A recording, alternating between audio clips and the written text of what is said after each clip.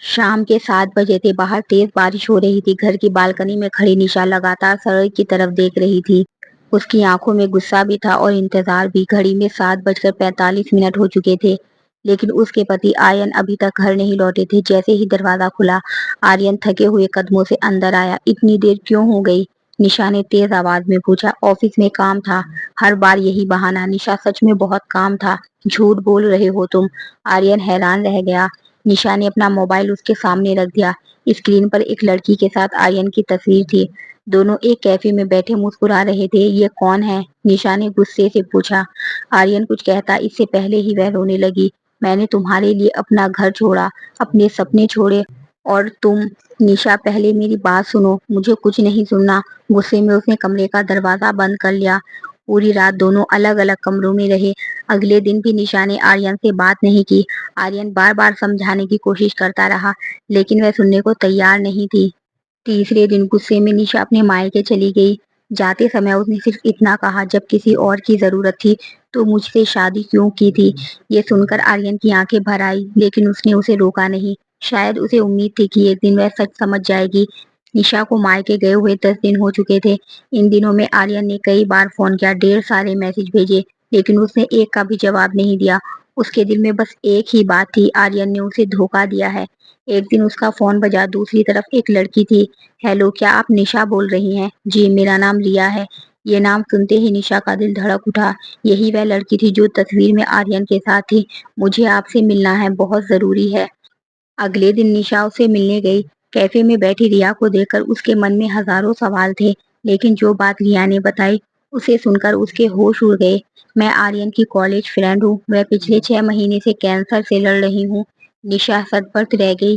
रिया की आंखें भर आई। जब मुझे बीमारी के बारे में पता चला तो धीरे धीरे सब दूर हो गए, लेकिन आर्यन हर महीने मेरी मदद करने आता था। जिस दिन आपने हमारी तस्वीर देखी थी, उस दिन मैं टूट चुकी थी। वह मुझे हिम्मत दे रहा था। रिया ने मेडिकल रिपोर्ट्स भी दिखाई। फिर बोली, वह हर बार आपकी ही बातें करता था। कहता था मेरी पत्नी दुनिया की सबसे अच्छी इंसान है। निशा की आंखों से आंसू बहने लगे। जिस इंसान पर उसने शक किया था वह किसी की जिंदगी बचाने की कोशिश कर रहा था।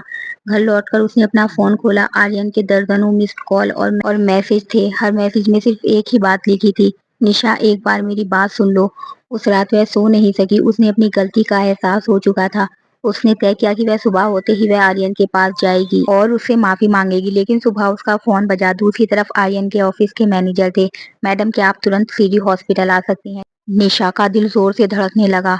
क्या हुआ? सर का एक्सीडेंट हो गया है। फोन उसके हाथ से लगभग छूट गया। वह तुरंत अस्पताल के लिए निकल गई।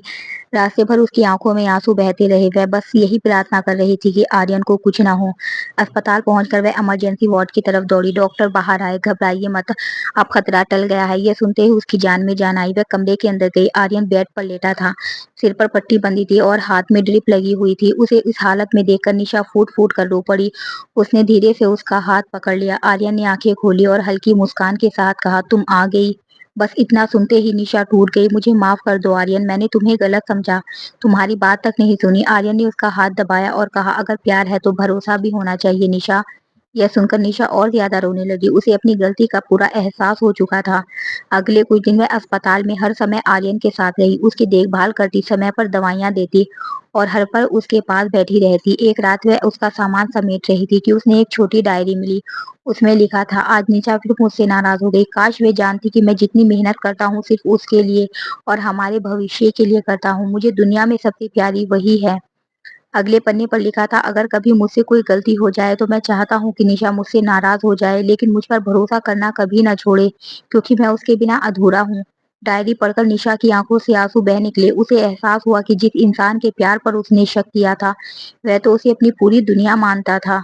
कुछ दिनों बाद आर्यन अस्पताल से घर लौट आया। एक शाम निशा ने पूरे घर को फूलों और मोमबत्तियों से सजा दिया। उसने आर्यन की पसंद का खाना बनाया। जब आर्यन घर आया तो हैरान रह गया। निशा उसके सामने आकर खड़ी हो गई। उसकी आंखें नम थी। आज मुझे कुछ कहना है। आर्यन चुपचाप सुनता रहा। मैंने तुम्हें बहुत दुख दिए, बिना सच जाने तुम पर आरोप लगाए, तुम्हारा भरोसा तोड़ा, लेकिन आज मैं वादा करती हूँ कि जिंदगी में चाहे कैसी भी परिस्थिति आए, मैं सबसे पहले तुम पर भरोसा करूंगी। कुछ पल की खामोशी के बाद आर्यन मुस्कुराया, और मैं भी एक वादा करता हूँ।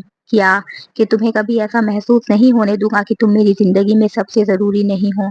ये सुनते ही निशा रोते हुए उसे गले लग गई। आर्यन ने भी उसे अपनी बाहों में भर लिया। कई दिनों की दूरी, नाराज़गी और गलतफ़हमियाँ एक पल में ख़त्म हो गई। 1 साल बाद उनकी शादी की सालगिरह थी। दोनों उसी कैफ़े में बैठे थे जहाँ से कभी उनकी सबसे बड़ी गलतफ़हमी शुरू हो रही थी। आर्यन मुस्कुराकर बोला, याद है यहीं से हमारी सबसे बड़ी लड़ाई शुरू हुई थी। निशा हँस पड़ी। और यहीं से मैंने अपनी ज़िंदगी का सबसे बड़ा सबक सीखा था। कौन-सा? आर्यन ने पूछा। निशा ने उसका हाथ थाम लिया और मुस्कुराकर कहा, जिस इंसान से सच्चा प्यार हो उस पर शक नहीं भरोसा करना चाहिए। खिड़की के बाहर बारिश हो रही थी, लेकिन इस बार उनके रिश्ते में कोई तूफान नहीं था। सिर्फ प्यार था, भरोसा था और एक ऐसा रिश्ता था जो पहले से कहीं ज़्यादा मज़बूत हो चुका था। रिश्ते एक पल के शक से टूट सकते हैं, लेकिन एक सच्ची माफ़ी और मज़बूत भरोसा उन्हें फिर से जोड़ सकता है। कहानी पसंद आई है तो वीडियो को लाइक करें, चैनल को सब्सक्राइब करें और मिलते हैं एक नई कहानी के साथ।